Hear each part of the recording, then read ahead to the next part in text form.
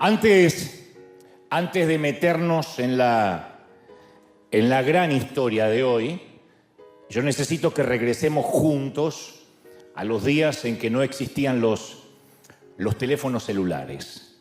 Aunque algunos no lo crean, aunque algunos millennial, centennial y generación Z me miren con ojos de asombro, esa era existió. En tiempos pasados hubo un segmento de la historia que se recordará siempre como los días del teléfono fijo. Aunque algunos nos miren incrédulos, me están diciendo, nah, ¿en serio? Los teléfonos no siempre fueron móviles. No cabían en los bolsillos, ni en los bolsos, ni en las carteras.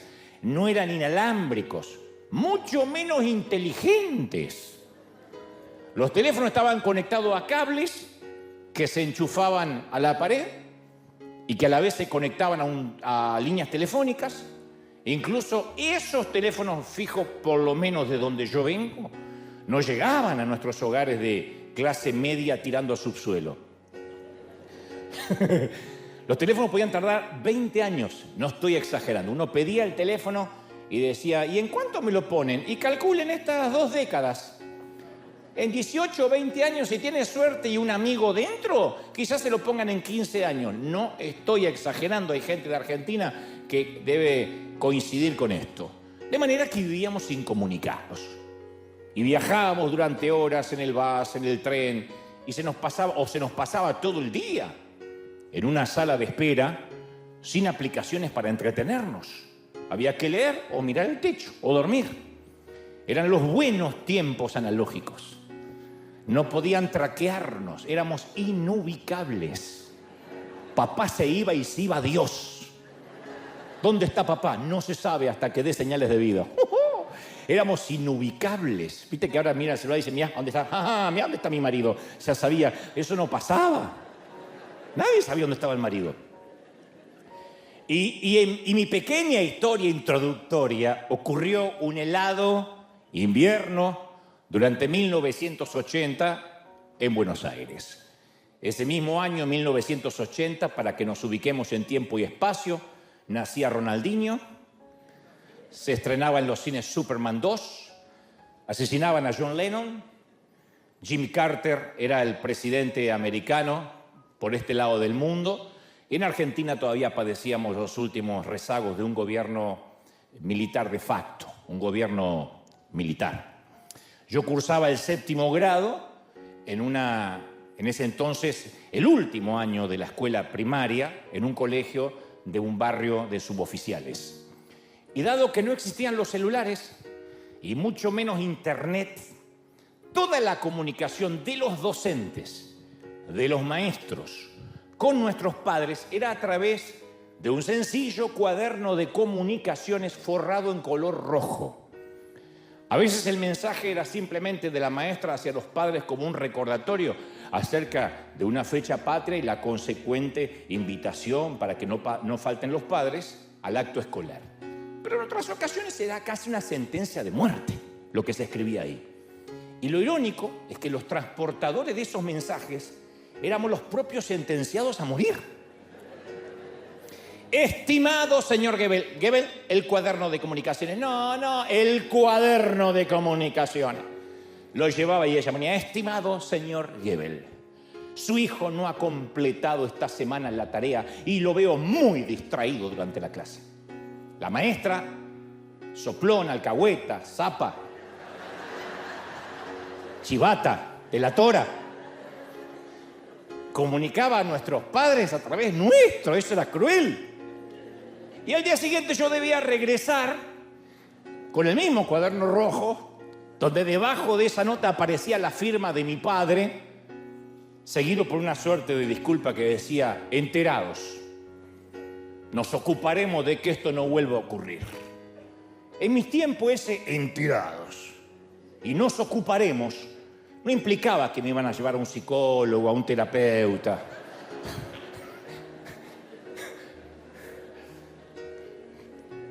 Pero llegó el fatídico día en que mi recurrente mal comportamiento, supongo que en 7º grado estaba pasando una mala temporada, hizo que la maestra escribiera en el cuaderno, necesito reunirme urgente con alguno de los señores padres de Goebbels este próximo miércoles a las 9 de la mañana aquí en mi aula en el colegio. Obviamente yo era el primero que leía la nota. Y apenas leí la nota se me ocurrió una grandiosa idea. Como ya me había inventado un par de veces que habían operado de la vesícula a mi mamá, y como ya se me habían acabado las excusas y la cantidad de vesículas,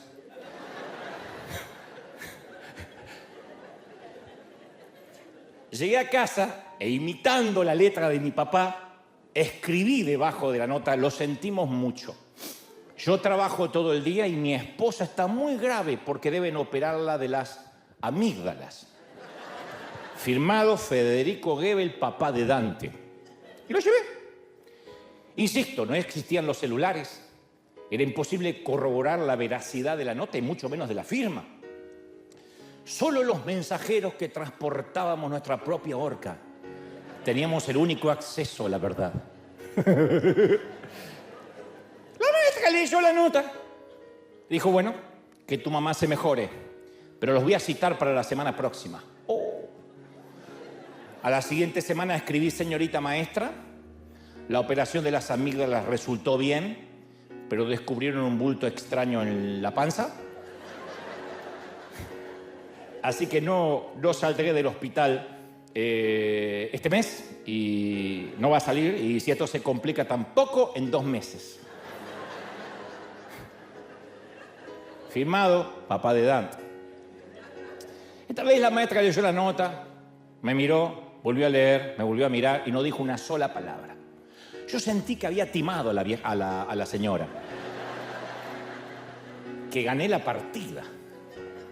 Incluso comenté mi picardía, mi astucia con el resto de los compañeros, chocamos los 5. Fui muy popular, al menos por 2 días fui muy popular. Fueron mis 2 días más felices de todos mis años del colegio. Me pedían autógrafo, me pedían que imite otras firmas, que simule otras notas para mis compañeritos. Me sentí un político. Bueno, pero el viernes de esa semana, de esa misma semana, la maquiavélica y endemoniada maestra se tomó el trabajo de aparecer en la puerta de mi casa. Y apenas mi padre salió a recibirla, dijo: señor Goebbels, su última nota me dejó muy preocupada, así que el consejo escolar me ha enviado aquí para tener más novedades acerca de la gravedad de su esposa. Acto seguido atrás salió mi madre vivita y coleando.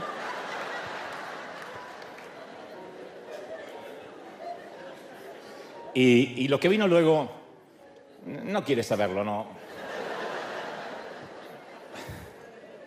Lo sórdido de lo que ocurrió aquella tarde me obliga a no abundar en demasiados detalles, especialmente por aquello de no herir ninguna susceptibilidad y respetar la memoria de mis padres que ya no están. Lo cierto es que 44 años después sigo usando esta historia para ilustrar la estupidez de los atajos. Porque eso es lo que usé, un atajo. Fui un timador, pequeño timador, pero timador al fin. Y en vez de enfrentar el camino honrado, cuesta arriba y más largo, agarré el ancho, cuesta abajo y deshonesto.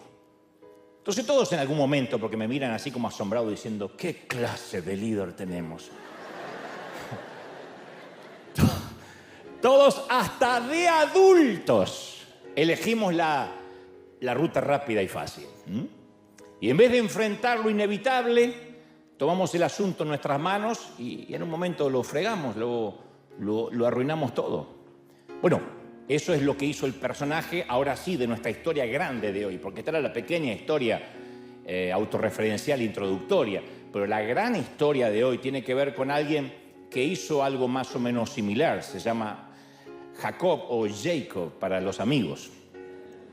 Como te dije hace unos días, creo que hace un par de semanas, la historia de Jacob no es muy fácil de digerir, puesto que el tipo se portaba mal con mucha frecuencia. Y por otra parte, para todos nosotros su historia también es una suerte de alivio, porque también nos portamos mal con bastante frecuencia.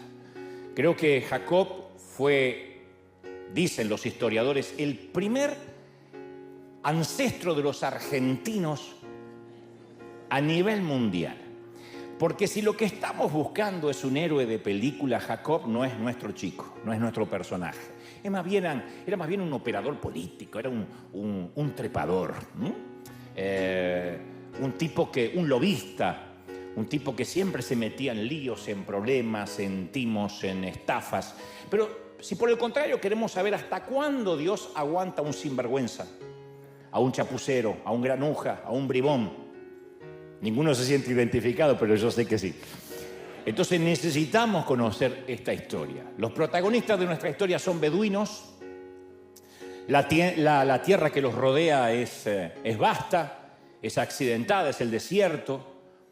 Rebeca le dio a Isaac, su esposo, un par de gemelos, Jacob y Esaú, gemelos. Y entre esos gemelos, en toda la historia creo que nunca ocurrió, pero aparece ahí en las Escrituras, hubo tensión desde el primer momento. Rebeca sentía en su útero literalmente como una pelea en un cuadrilátero de boxeo. Génesis 25-22 dice, y los hijos luchaban dentro de ella. No es una metáfora, no es una licencia poética, peleaban los gemelos dentro del útero. Hasta que ella una vez le rogó a Dios que le diera una explicación por qué tenía esa revolución en la panza. Y él le dijo, hay 2 naciones en tu seno y 2 pueblos se dividirán desde sus entrañas. Y un pueblo será más fuerte que el otro y el mayor servirá al menor. Parecía un jeroglífico, parecía una trivia, porque Dios le decía, sí, hay 2 naciones en tu vientre. Y ya se dividieron desde el vientre y la particularidad va a ser que el mayor sirva al menor, que era una cosa muy ilógica en los tiempos de Medio Oriente, te lo voy a explicar en apenas minutos. La cosa es que cuando llega el momento de dar a luz, el primero en nacer era pelirrojo, tenía todo el cuerpo cubierto de vello, Esaú. Luego nació inmediatamente, yo supongo que minutos después, su hermano Jacob, agarrado con una mano del talón de Esaú, que fue una premonición, porque Jacob empezó la vida tal como la iba a vivir, trepando a una posición mejor. Dijo, no me dejen, y lo agarró del talón al otro. La cosa es que ambos gemelos eran antagónicos, estaban en las antípodas. Y así fueron transformándose en adultos. Supongo, especulo que se habrán peleado bastante durante niños, de adolescentes. Esaú era rojizo, peludo, inculto. No significa que los pelirrojos sean todos así. Esaú, bruto, tosco, ramplón, simple. Cuando eructaba era capaz de partir la mesa. El tipo era feliz, Esaú, persiguiendo a un jabalí, a un venado, o agitando una bandada de codornices o de pato. Ese era el básico mundo de Esaú. Y de acuerdo a la tradición judía, el padre de los judíos era el primero en nacer, el padre de todos los judíos. Él era el que merecía todos los honores, el primero en nacer. Pero Rebeca amaba y prefería a Jacob, a Jacob, que era más metro que sexual.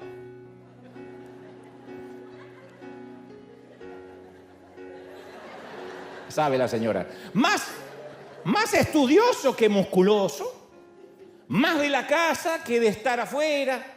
Era más de sábado me quedo a mirar Discovery Channel que saliendo a cazar patos el sábado con el hermano. Jacob era el consentido de mami, el segundo. Génesis 25-27 lo describe así. Era un hombre pacífico que habitaba en tiendas.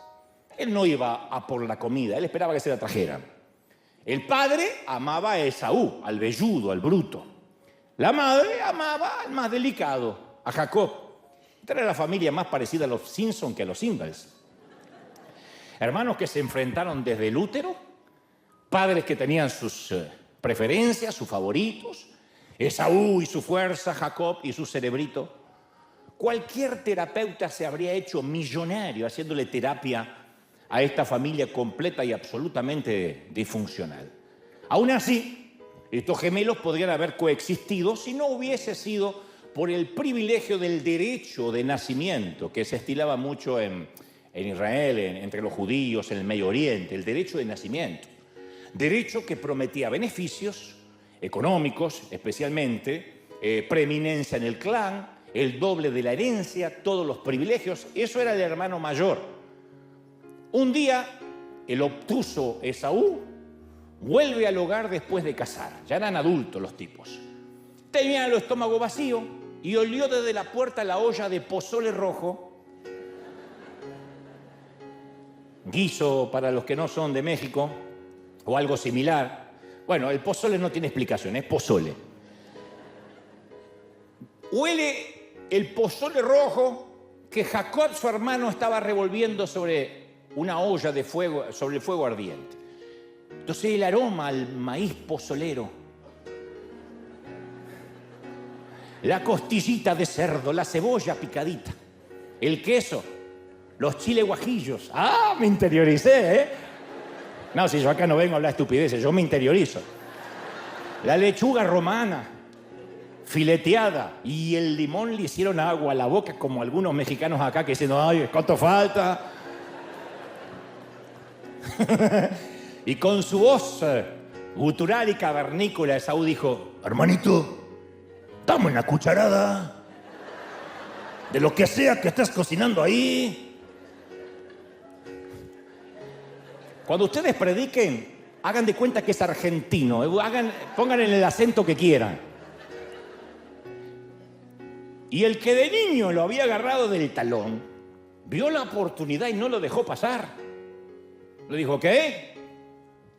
¿Cuánto vale un plato de pozole para ti?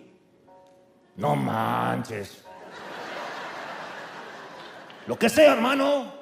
Que me muero de hambre. Porque era medio cholo.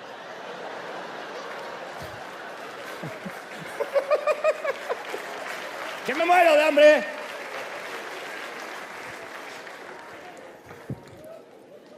¿Cualquier cosa? Claro que cualquier cosa. Me comería una vaca ahora mismo. Di tu precio. ¿Quieres mi arco y mi flecha? ¿Quieres mi nuevo cuchillo? Es tuyo por ese pozole maravilloso. Ok.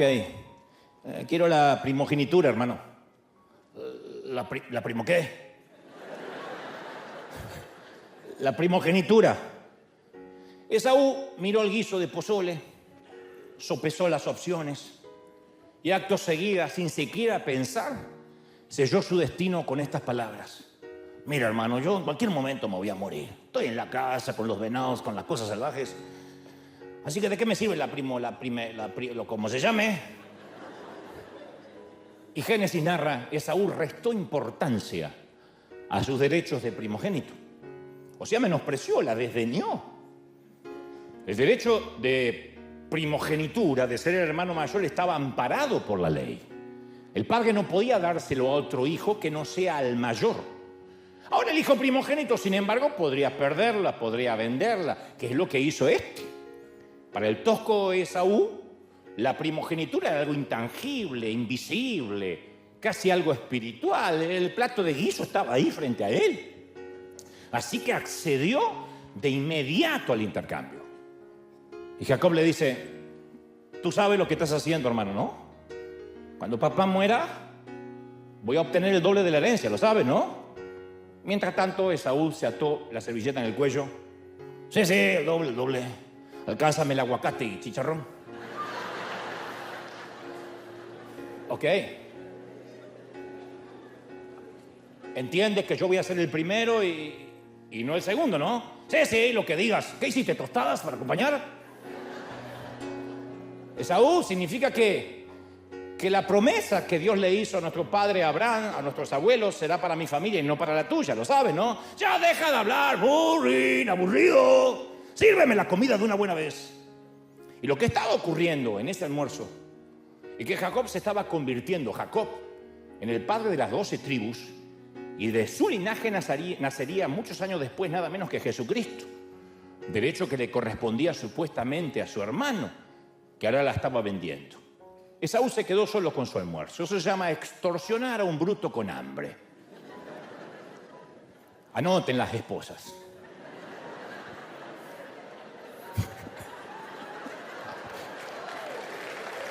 Extorsionar a un bruto con hambre. Los tipos con hambre no piensan. Los tipos con hambre no razonan. El tipo vendió su herencia por algo tan fugaz, tan nimio, como una comida que un día después iba a terminar en la letrina. Si usted dice, me dio la herencia por un buen asado argentino, a lo mejor. Pero como el cerebro de Esaú se alojaba en alguna parte de su estómago, hacer esa estupidez le pareció justo. ¿Quién en su sano juicio cambiaría su herencia por un guiso, por un estofado? Alguien que, llevado por el deseo del momento, no toma en cuenta las consecuencias a mediano y largo plazo. A los pocos días el viejo padre Isaac, que estaba medio ciego, llama a Esaú y le dice: hijo, ya estoy viejo. Esaú, sal a preparar algo de comer. Un guiso, un estofado. Y de paso te daré la bendición de la primogenitura. Y la esposa de este anciano, o sea, la madre de Jacob, se le ocurre una idea para timar al viejo. Le dijo a su hijito preferido: he escuchado que tu papá le pidió a tu hermano que salga a cazar un jabalí y le prepare algo de comer, y en el medio de la cena le va a entregar la bendición de la primogenitura. ¿Por qué no armamos un plan, congeniamos algo, preparamos nosotros una comida antes que venga tu hermano? Mirá qué lindo personaje era la mamá, ¿eh? Y tú te haces pasar por tu hermano mayor. Jacob le dice: ma, aunque papá tenga cataratas en los ojos, eso no significa que lo tomemos como un imbécil. Papá es viejo, no menso. Pero Rebeca le dijo: tú confía en mí, tu padre se lo va a tragar. Se ha tragado cosas peores que yo le he dicho.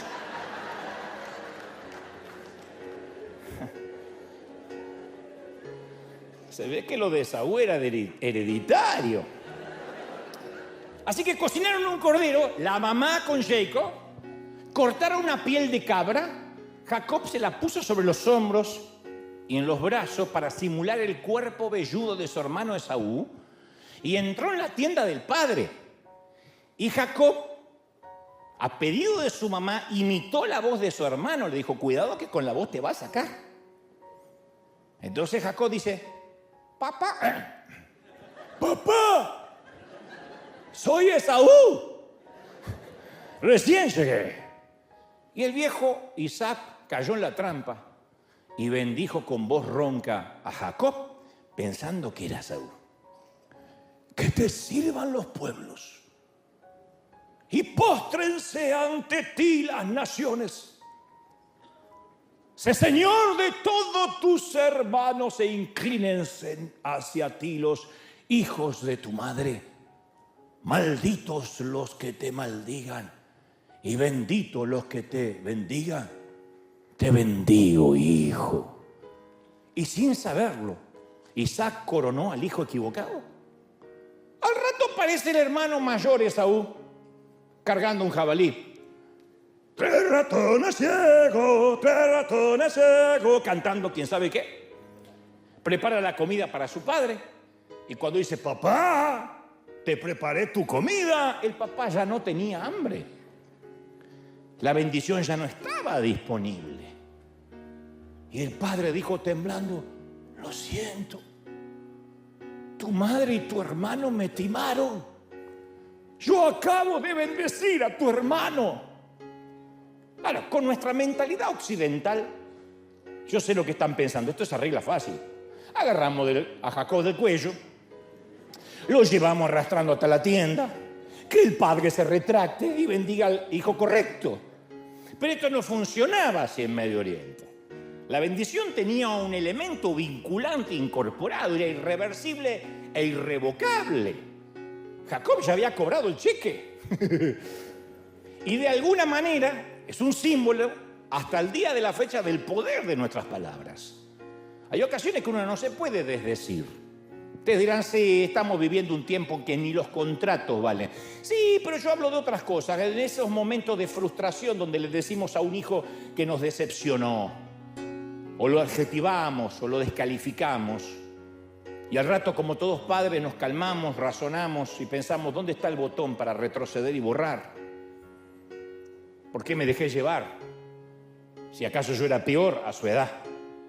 ¿Cuántas veces debemos decirle a nuestros padres que han sido buenos padres hasta que esas palabras halagadoras de alguna forma apaguen el grito de las palabras que dijimos algunos años atrás cuando los insultábamos, cuando nos fuimos pegando un portazo? Por algo Santiago aconsejó a los que tenemos mandíbulas más rápido que el cerebro que seamos pronto para oír y tardo para hablar. Hace poco alguien me dijo, cuando te entrevisten, la gran diferencia va a hacer que te tomes 10 segundos antes de responder. Yo dije, 10 segundos, sí, el entrevistador no lo notará, pero eso te ayudará a articular mejor la idea y a no decir algo que después no te puedes retractar. 10 segundos. Es decir, ¿cómo te va en la vida? ¿En dónde te encuentras en este momento? Muy bien. 10 segundos nos ayudan a no meter la pata. 10 segundos.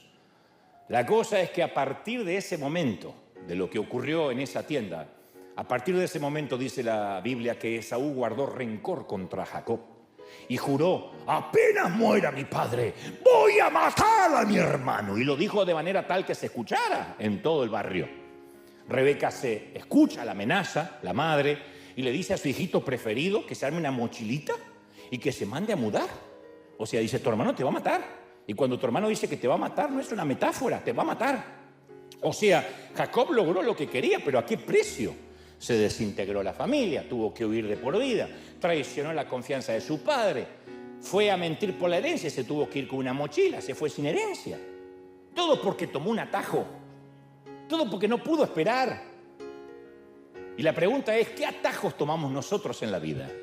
A veces todo lo que tenemos que hacer es esperar, porque el tiempo y Dios son nuestros aliados. Lo que pasa es que el uso horario de Dios es distinto al nuestro y eso nos pone nerviosos, ansiosos. Así que hacemos trampa, cortamos camino. Si no es imitando la firma de nuestro padre en el cuaderno rojo, lo hacemos con los impuestos, con la planilla Excel. Engañamos, no con pieles de cabra, sino con mentiras. Pulimos manzanas, exageramos los hechos, maquillamos la verdad y hacemos funcionar el sistema. ¿Cuántos atajos se han justificado con las mejores intenciones? Pero un atajo equivocado, incluso tomado por las razones correctas, siempre termina causando dolor, siempre. Es un laberinto con muchas trampas ocultas. Entonces Dios no necesita que lo ayudemos con nuestros planes. Rebeca no necesitaba confabularse, Jacob no necesitaba engañar. Todo lo que tenían que haber hecho es esperar en Dios. Dios había dicho, el mayor servirá al menor. Punto, de alguna forma va a pasar, el tiempo de Dios siempre es perfecto. Imitar la firma de nuestro Padre en el cuaderno de notificaciones tarde o temprano nos va a meter en líos. Imitar y decir, esto lo dijo mi papá, esto lo dijo Dios, esto lo sentí. Imitar y poner en nuestra boca palabras de nuestro papá siempre nos va a meter en líos, siempre. Algún día la maestra se te va a aparecer en la puerta de casa. Pero cada vez que tomamos un atajo en el pasado, eso hace que cambie nuestro mundo en el futuro. Siempre. Es una suerte de, dirían los psicólogos, de punto de inflexión, de coyuntura, para decirlo en palabras simples, un parteaguas. Todos hemos vivido el efecto colateral de una mala decisión. Jacob pasó 20 años en el exilio huyendo de su hermano. 20 años. Esa era la sombra del miedo, el estigma de su pasado. 20 años viviendo a la sombra del miedo. En cualquier momento me encuentro con mi hermano a la vuelta de la esquina, tras una montaña, y mi vida termina tal como la conozco. 20 años. 20 años exiliado, fugitivo. Y la mayoría de nosotros vivimos con algún estigma de una familia dividida, un corazón roto, un pariente enojado, un hijo que no nos habla, un padre que no nos atiende el teléfono, un hermano que nos detesta. No lo decimos porque causa pudor. En el caso de Jacob, había engañado a su padre, a su hermano, y un día, luego de 2 décadas, es como que Dios se hartó de verlo escapar a este.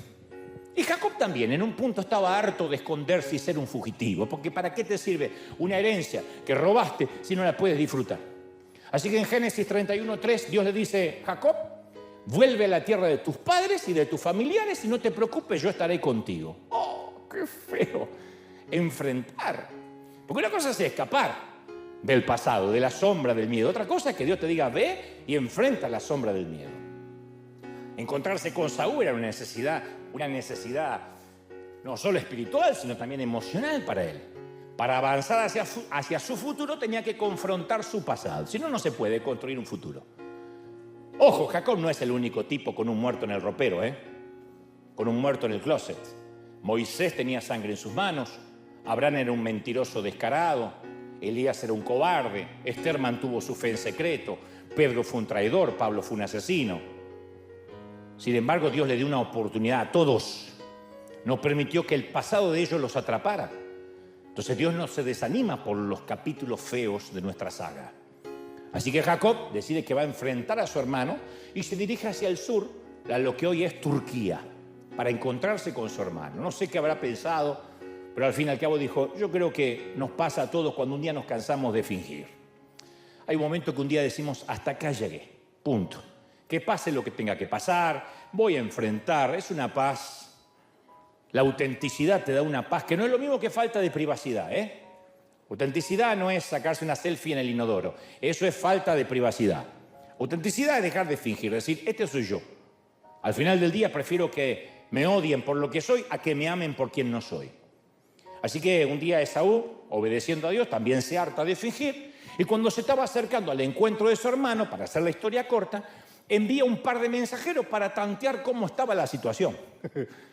Y cuando los mensajeros de Jacob regresan, le dijeron: Jacob, fuimos, y sí, tu hermano también viene a verte, y viene con 400 hombres. Ahí le temblaron las rodillas al niño mimado de mami. Jacob, viejo estratega, viejo lobo de mar, mañero, ¿qué hizo? Dividió su comitiva en dos partes.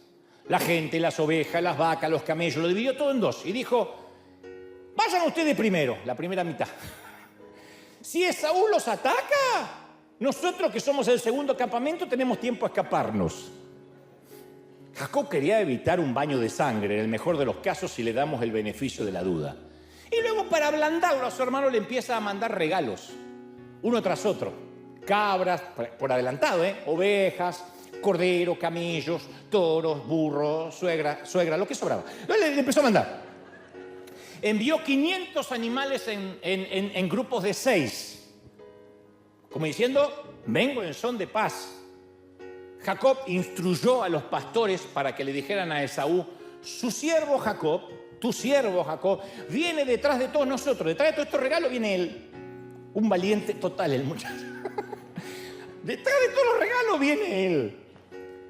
Tu siervo. La palabra usada aquí en hebreo, siervo, se empleaba para reconocer un estado de inferioridad. Como si estuviera diciendo: sí, soy un idiota, soy un imbécil, apenas una cucaracha a tu lado, Esaú.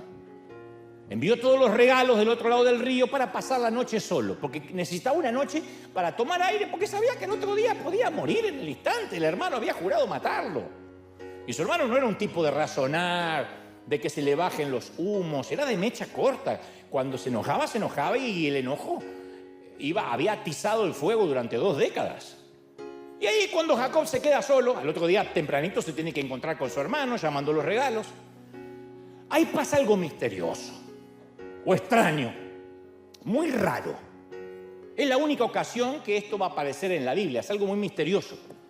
Alguien que la Biblia en principio lo describe como un hombre, dice un hombre, se cree que es una suerte de ángel, pero un hombre empieza a pelear con Jacob en la espesura de la noche. Ese alguien agarra a Jacob por el cuello y lo tira al suelo. Y Jacob brinca y salta sobre él, le clava su hombro en el estómago, le clava el codo, hasta que los dos atacantes se caen de bruces. El extraño lo empujó, se abalanzó sobre Jacob, presionando sus hombros contra la orilla del río que estaba ahí, embarrados de fango los dos. Y mientras esto los dos se agarraban a trompadas, el viento rugía. Los dos gruñían, se daban codazos, se raspaban, se arañaban, se sentaban haciéndose la tenaza de los luchadores. El hombre trató de huir y Jacob lo arrastra hacia atrás y sigue la pelea. Los cuerpos estaban resbaladizos por el barro, por el fango, la piel mojada por el sudor. Jadeaban como sementales peleando, saltaban como gacelas. Una escena caótica de mucha acción, de mucha testosterona. Volteando, resbalando, esquivando, luchando. ¡Pua, pua, pua, pua! Era como las peleas de Tom Cruise, así, sangrientas. Jacob siempre había manejado sus problemas por su cuenta. Él peleaba sus propias peleas y según sus reglas. Reglas de barrio, de lo que sea. Era inteligente, astuto, perspicaz, escurridizo. Se había ganado la vida, caramba, así. Siendo un trepador sin escrúpulos. Pero esta vez las reglas habían cambiado. Peleó durante toda la noche hasta que Jacob vio el primer resplandor del amanecer en una colina lejana y se dio cuenta que había peleado toda la noche. Yo pienso que habrán tomado ciertos treguas de minutos. Tiempo. Toman agua y siguen peleando. Y la Biblia narra que cuando este hombre se dio cuenta que no podía vencer a Jacob, le tocó la coyuntura de la cadera y ésta se le dislocó a Jacob. ¿Quién era este hombre extraño? Más tarde Jacob diría, yo he visto a Dios cara a cara y mi vida ha sido preservada. Esto está en Génesis 32:30. Dios permitió que Jacob peleara, haciéndole creer que tenía el control. Toda una noche le dio. Y después, con un solo toque, como quien está jugando con un boxeador amateur, Dios le dislocó la cadera así, dejando a Jacob cojo, para que esté listo, cojo, para regresar junto con su hermano. Como si Dios dijera, basta, Jacob, hasta acá llegaste, ya está. No, pero hasta acá llegaste. Lo tocó con una fuerza que Jacob nunca había sentido. Cayó al suelo, quebrantado, humillado, dolido. En una lesión que yo veo un simbolismo muy claro, porque la cadera es la articulación del soporte de peso más grande del cuerpo en donde interviene la mayor cantidad de músculos más fuertes. Además, ese daño en la cadera de Jacob es más que un deterioro de la articulación que se arregla con una prótesis. La palabra utilizada en hebreo se refiere a órganos vitales. Entonces, ese toque de algún modo redefine la masculinidad de Jacob. El mensaje de esta dislocación fue, no eres tan fuerte, ni tan inteligente, ni tan listo como crees. Confía en mí, cabezón. Para no decir jetón, que queda feo. Y en ese momento es cuando Jacob se da cuenta que depende absolutamente de Dios. Es como nos ha pasado a muchos durante la pandemia o en cualquier otro momento de la vida. Cuando pasamos por la cama de un hospital o nos inmovilizan con un suero o tenemos que recorrer el panteón de un cementerio o nos llevan a nosotros en una ambulancia o sentimos que todo se puede derrumbar en un segundo, que nos ha pasado a todos. Un toquecito, una palpitación de más, un piquito de estrés, un desfase hormonal, una pequeña sal que se mueve en el cerebro y nos tira una depresión profunda, un toquecito. No hace falta un accidente trágico, un infortunio catastrófico. A veces es un toquecito. Es el momento en que Dios nos pone cara a cara con nosotros mismos y vemos lo que no nos gusta ver. Nuestra vulnerabilidad, un solo toque a veces nos pone, en este caso en la cadera, nos pone de rodillas. Un puñetazo directo, un tirabuzón, un golpecito corto. Quedamos con los pajaritos como los cartoons. No hace falta ir a la basílica, a la iglesia, a la sinagoga, para tener esos tipos de epifanías o de encuentros divinos. Sin embargo, en ese momento, incluso en ese momento, Dios dispensa su gracia, su perdón. Mirá lo que le pasó a Jacob. Cuando el tipo está así, cansado de pelear, sudado, pero con el hombro dislocado, le pregunta, ¿cómo te llamas? El hombre, el ángel. Él dice, Jacob. En la página de nuestra Biblia no hay espacio entre la pregunta y la respuesta. ¿Cómo te llamas? Jacob. En tiempo real, sin embargo, yo quiero creer que hubo una pausa larga, dolorosa, porque solo había una respuesta y Jacob se atragantó al pronunciarla, porque Jacob significa engañador, timador. Ese es el significado de Jacob. Así que cuando dice, ¿cómo te llamas? Él dice, mi nombre es Jacob. no fue una respuesta, más bien fue una confesión.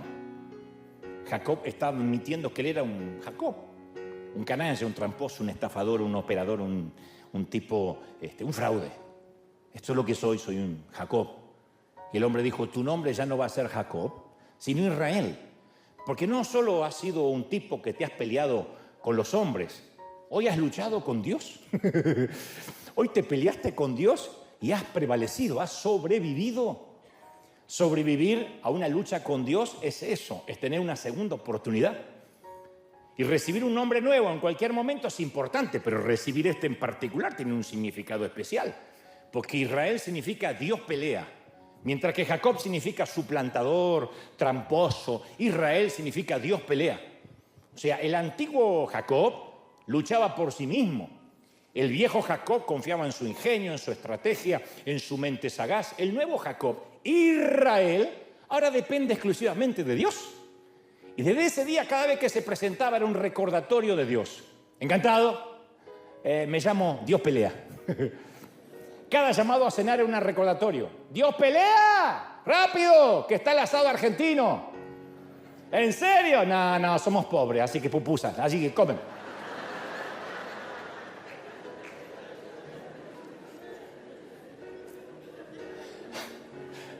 El día que ustedes estén acá, pongan el ejemplo que quieran, ¿eh? Su dirección de correo era diospelea@israel.com. Su hashtag era numeral Dios pelea. Su antiguo nombre reflejaba su antiguo yo, su anterior yo. Su nuevo nombre reflejaba su nueva vida. Y en el gran día, en el gran encuentro de Esaú con Jacob, ahora Israel, ese gran día de ese encuentro, el patriarca golpeado, agotado, camina cojeando, así se va. Muy diferente a lo que él se imaginó en el encuentro.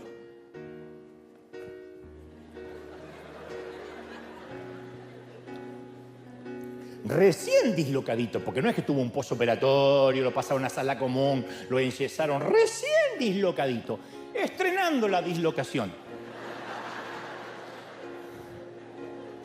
Y el hermano, musculoso, camina unos 13, 14 pasos delante de su milicia de 400 hombres. ¡Ey! ¿Qué pasó? Su barba todavía está rojiza. Los brazos de Esaú todavía están gruesos. Tiene un arco y una aljaba colgada en la espalda. Y es Esaú el Doberman contra Jacob, el perro salchicha. Y Génesis 33:3 relata, entonces Jacob se le adelantó y se inclina al suelo 7 veces. 2, 3, 4. Quizá no se podía levantar y quedó como que se estaba inclinando mucho, pero se inclinó 7 veces. Jacob, en su locura, antes de este toquecito, podría haber corrido a esconderse o haber pergeniado otro plan. Ahora que es Israel, con cojera no tuvo más remedio que confiar. Se postró como un vasallo ante un rey en una corte antigua. Y de repente, Esaú corre, dice la Biblia, a su encuentro. ¡Ey! Y lo abraza.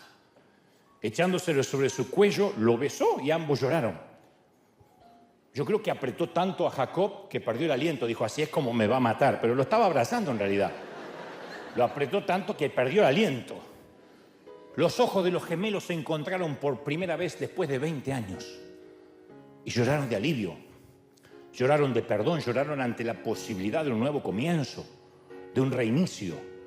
Esaú lloró porque su hermano regresó a casa. Israel, ex Jacob, lloró porque pudo enfrentar cara a cara a su pasado solo para descubrir que su pasado ya no tenía tanto poder sobre su vida. Que la sombra del miedo era eso, una sombra. Era nada más, nada menos que eso, una sombra. Que él había agigantado, había hecho grandilocuente. Y Dios había cumplido la promesa que le había hecho en Betel a Jacob. Yo estoy contigo, te guardaré donde quiera que vayas, te haré volver a tu tierra. No te dejaré hasta que no haya hecho contigo todo lo que iba a hacer. No te voy a dejar. Es maravilloso, ¿sí o no? Entonces, Dios hizo lo que... Este es su modus operandi, este es el modus operandi de Dios. Dios despojó a Jacob de su poder humano, dejándolo solo, confiando en Dios. Y Dios, obviamente, mientras tanto, ablandó el corazón de Esaú, ¿no? Dios guió a Jacob en su futuro, ayudándole a enfrentar su pasado. Entonces no retengas nada. Ningún atajo del pasado es demasiado antiguo, malo o insignificante. No fuiste hecho para llevar ese peso, no. Tienes que tomar esa culpa del pasado como una piedra y dársela a Dios. Dársela al Señor y tú sabes cómo responderá. Él dice, vengan a mí todos los que estáis trabajados, cargados, y yo les voy a dar descanso. Ya no eres Jacob, eres Israel. Y no nos jactamos en nuestra falsa fuerza. No necesitamos temerle más a Esaú, porque ahora tu Esaú, tu pasado, es tu hermano. Tu enemigo es tu hermano. La sombra del pasado es tu hermano. Te das cuenta que no es ni tan grande, ni tan importante. Y a veces agrandamos las cosas y tenemos tanto temor cuando nos descubran, cuando se sepa. Pero hay un alivio de enfrentar eso, cuando uno lo abraza. Ahora, la última pregunta que tengo para que todos nos respondamos es, ¿y por qué Dios le tuvo tanta paciencia divina a este Jacob? ¿Por qué digo, en vez de dejarlo cojo, no lo liquidó del todo? En vez de tocarle la cadera, ¡pum!, el corazón, y el tipo queda ahí y ya está, se terminó. Pero por otro lado, yo estoy muy agradecido de que Dios no lo haya hecho, porque yo también juego con el sistema. Yo también he luchado con Dios.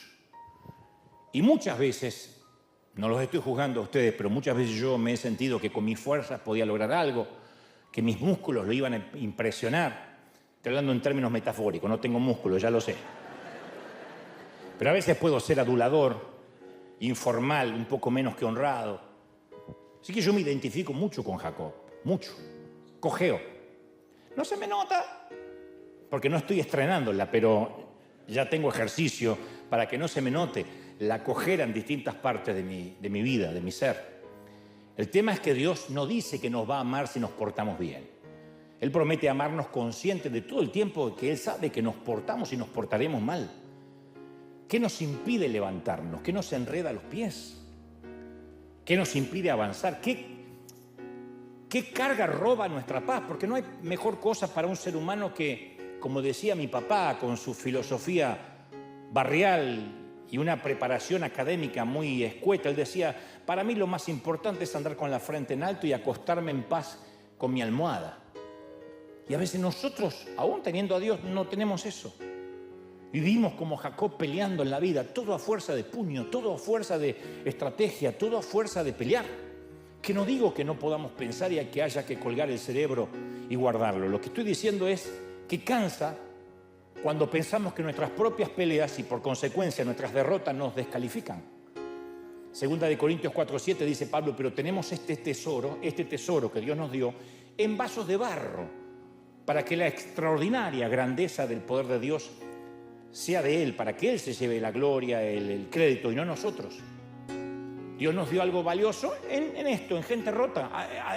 En nosotros Dios nos dio esto, en esta suerte de vaso roto es que Él decide habitar. Tenemos mentes que divagan, cuerpos que envejecen. Bueno, ustedes más rápido que yo, obviamente. Corazones que dudan, ojos lujuriosos, convicciones que se desmoronan. Nos derrumbamos bajo presión. Nuestra porcelana tiene fisuras. A ver si lo entendemos, nuestra porcelana tiene fisuras. ¿Y quién va a querer usar una vasija rota con fisuras? Y entonces simulamos y nos volvemos hipócritas. Y la iglesia, por ejemplo, que debería ser el sitio más auténtico del planeta, se vuelve el sitio donde la gente más finge que son perfectas y le cantan a un Dios perfecto para que otros miren lo perfecto que somos. No, uno tiene que reconocer, sí, soy una vasija rota. La vida no me trató bien. Desde la infancia, desde la niñez o en mi temporada adulta, lo que sea. ¿Quién quiere usar una vasija rota? Dios. Él hace muchas cosas con gente rota. El suelo partido da cultivos. De los huevos rotos brota vida. Los cielos rotos ofrecen lluvia. Los crayones rotos todavía colorean. Los capullos partidos abren paso al vuelo. Los frascos de alabastro rotos dan fragancia, dan aroma. Lo cual es precisamente el punto. No es la fuerza del vaso, lo que importa es la fuerza de aquel que lo puede usar. Aquel que dice, yo voy a usar tu cojera, yo me voy a valer de todo eso que nos pasó. Yo siempre digo lo mismo, no podemos renegar de donde nacimos, de donde vinimos. La mayoría venimos de sitios muy pobres, de barrios muy carenciados, de padres, como te conté, que las disciplinas no eran terapéuticas ni pedagógicas, era la chancla, el cinturón, en el peor de los casos un palo literalmente en el lomo. Y uno puede decir, ¿por qué a mí no me tocó nacer en el Palacio de Buckingham? Porque a lo mejor seríamos unos petulantes. Porque a lo mejor no buscaríamos de Dios. Nos llevaríamos el mundo por delante porque a nosotros papi y mami nos dio todo desde que nacimos. ¿Cuántos hijos hay así? Que creen que desde el papel higiénico, internet y el dinero nacen en el inodoro. ¡Más! ¡Se me acabó la ropa! ¡Quiero más! Y los papás, para que los nenes no se traumen y no vivan las carencias que tuvimos nosotros, vamos y le damos todo. Y estamos mandando una generación débil al mundo que cree que el mundo le debe una explicación y le debe disculpas. Ahora, los que cojeamos, lo que la vida en algún momento nos pegó, el día que Dios se nos salió al encuentro, yo no tengo la misma forma de caminar. Yo siempre digo que camino con pechito de paloma, pero yo no tengo la misma forma de caminar después de algunos incidentes en mi vida que no viene al caso ahora ni el tiempo para contarlos. Me cambió la forma de mirar. Dejé de mirar a la humanidad por encima. Dejé de sentirme que yo era el tapón del océano o el ombligo del mundo, la última Coca-Cola del desierto. La humildad no es algo que uno dice, mañana voy a ser humilde. La humildad no es una decisión intencional. La humildad se tiene o no se tiene. Yo siempre digo, el dinero no cambia a nadie. El dinero muestra lo que uno es. Lo que pasa es que cuando eras pobre a nadie le importaba un cuerno cómo eras. Cuando uno tiene dinero puede mostrar si fue un miserable toda la vida, un egoísta, o si es una persona humilde. La humildad no tiene que ver con la cuenta bancaria, no tiene que ver con el dinero, ¿sí o no? Y hay un montón de gente pobre y orgullosa, y un montón de gente rica y humilde, y viceversa también, pero una cosa no es inherente a la otra. Lo cierto es que a veces ese golpe en la cadera o en algún lugar del corazón nos hace más vulnerables, nos hace repensar la vida. Se cree que el antiguo arte japonés, el kintsugi, lo han conocido, el kintsugi o kintsugi, se empezó allá en el siglo XV como una forma de reparar la cerámica agrietada. Lo habrán visto en algún consultorio o alguna casa puede que lo tenga. A veces se le dice viaje dorado al kintsugi porque es reparar la cerámica rota, no escondiendo las grietas sino destacándolas, destacando la cicatriz, como se hace ahora con los tatús, que cuando hay una cicatriz que no se puede tapar, los tatuadores dicen, podemos inventar algo con la cicatriz. La cicatriz así, podemos hacer una serpiente. La cicatriz parece un monstruo, podemos dibujar a la mamá de tu esposa ahí. No sé, tiro ejemplos. El artista usa una especie de laca para reparar las fisuras y luego cubre el adhesivo con un fino polvo de oro o de plata y el resultado es algo hermoso, inimaginable, líneas de oro y plata zigzagueando a través de la cerámica y de ese modo la pieza cuenta la historia de su pasado con cada grieta y con cada fisura y se venden carísimos, son jarrones que se rompieron, en palabras simples, pero los reparan con oro, con plata. Y parece que fueran adrede, intencionales. Alguna vez estuvo roto, pero ahora se lo redimió de una manera gloriosa por el artista. Y cuando uno llega al final de la historia de Jacob, la vasija de barro, ese tipo maniero, ese tipo trepador, de alguna forma se mantiene pegado con el pegamento del artista.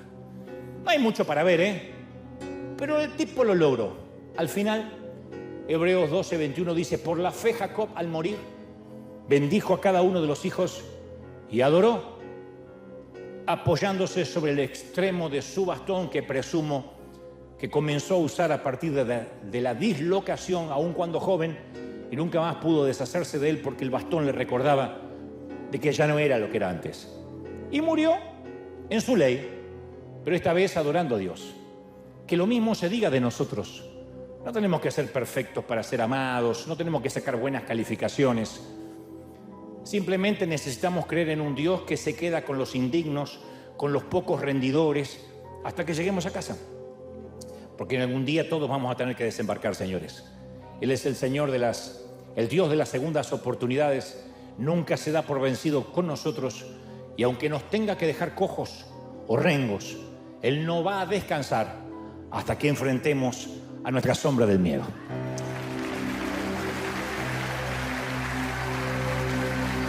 Ese aplauso, señores. Si quieres que dale un aplauso grande, grande, grande, grande a Dios y dile: Señor, maravilloso. Este aplauso tiene que ser grandioso para sellar de que empezamos otra vez, de que somos Israel. ¿Sí o no? Ese aplauso grandioso, gente, al Rey. ¿Sí o no?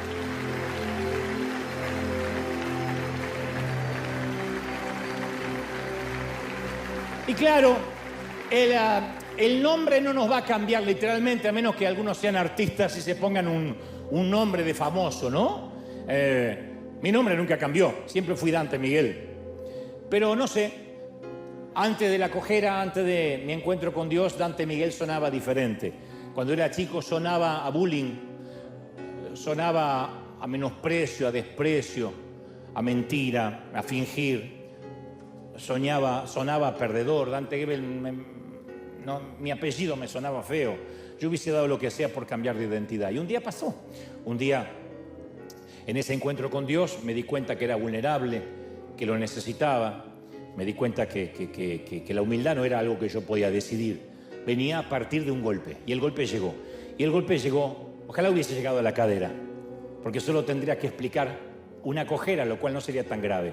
Pero el golpe llegó a lo profundo del orgullo, de la pedantería, del egoísmo, del yoísmo. Y cuando me vi tan necesitado y tan vulnerable, sentí que a partir de ahora tenía que depender de Dios. Y de alguna forma el significado de mi nombre cambió. Cuando empezaron a decir: yo escuché a Dante, y el otro día lo escuché a Gebel y me hizo bien. Me di cuenta que ahora mi nombre no estaba relacionado con lo que yo sentía antes, con el ser un perdedor, el ser un loser, el estar siempre viviendo cómo o mirando cómo sobrevivir. Me di cuenta que ahora mi nombre estaba relacionado con ayudar, con bendecir, y me hizo bien. Y lejos de ponerme orgulloso, porque los que conocemos lo que oculta nuestra ropa, no podemos sentirnos orgullosos. No hay maquillaje, no hay prótesis, no hay botox que pueda disimular lo que tenemos en el alma, las fisuras, las cicatrices del alma. No hay prótesis para eso. No hay botox, no hay cirugía plástica, no hay lifting para las marcas del alma. Y algo nos cambia en el interior. Y sabemos que a partir de ese golpe se activó una cuenta regresiva. Y tenemos solo una segunda oportunidad, una segunda gran oportunidad para marcar la diferencia. Que Dios te bendiga, que Dios te guarde y que haga resplandecer su rostro sobre ti. Oramos todos. Padre, gracias por esta mañana. Los que hoy están aquí o en casa y dicen: Señor, yo necesito recibir a Cristo en mi corazón, perdona mis pecados, anota mi nombre en el libro de la vida. No es religión, no tiene que ver con pertenecer a partir de ahora a una secta, a un grupo, sino decir: Señor, quiero darle sentido a mi vida. Señor, gracias por esta mañana. Gracias, he transmitido lo que creo has puesto en mi corazón. No he agregado, no he quitado nada. Lo que considero es lo que has querido transmitir a estos tus hijos. Señor, gracias por esta mañana. Gracias a los que están quebrados, a los que ahora tienen lágrimas. ¿Pueden sentirlo ahora? A los que ahora dicen: Señor, yo necesito un toque tuyo. Necesito un toque de ti. Necesito salir adelante, pero no ese toque que me dejó rengo, sino un toque que me sane ahora. Enfrentar las sombras del pasado. Aquellos que están huyendo de algo, de algo que dejaron atrás en sus países, en sus barrios, en una antigua relación, en una expareja, hijos. No sé, todos tenemos una carga que dejamos atrás. Y no te estoy diciendo que la ignores, sino que la enfrentes, que le digas: Señor, yo no puedo más, hasta acá llegué. Y si tienes que pelearte con el ángel, a pelear. Si tenemos que pelearnos con el ángel, a pelear. Señor, gracias, porque nos traes revelación. Gracias porque nos bendices. Gracias porque nos tocas. Gracias porque nos llenas. Señor, bendigo a tu pueblo, a estos tus hijos. Bendigo tu entrada, tu salida, tu acostarte, tu levantarte. Bendigo noviembre y diciembre, que sean meses extraordinarios. Que termine ese extraordinario para empezar un 2025 aún mayor. Te bendigo en todas las áreas. Si puedes levantar tus manos, dile: yo recibo esta bendición. Y como aquel viejo Isaac, digo: te bendigo en todo, que te sirvan los pueblos, que tengas bendición en el campo y en la ciudad, en tu entrada y en tu salida, en tus ganados, en tus lagares, en la ciudad, en el campo, en las fronteras. Que Dios te bendiga en tu aliento, en tus sueños más íntimos. Que Dios bendiga el fruto de tus manos y el fruto de tu vientre. Que sean benditos tus hijos y los hijos de tus hijos. Que tengas prosperidad, vientos a favor. Que el Señor te bendiga en todo lo que pienses, sueñes, visiones o pienses aún en lo más íntimo de tu ser. Te bendigo, te digo fuerza para continuar. No te entregues, no te rindas, porque aunque tengas que enfrentar la sombra del pasado, en tu cojera Dios se va a glorificar. Te bendigo, permito y digo que Dios te llene tu alma, tu corazón, tu mente y tu espíritu, en el cuerpo, en el alma y en el espíritu. Amén, amén y amén. Sean bendecidos para bendecir. Ese aplauso al Rey, gente.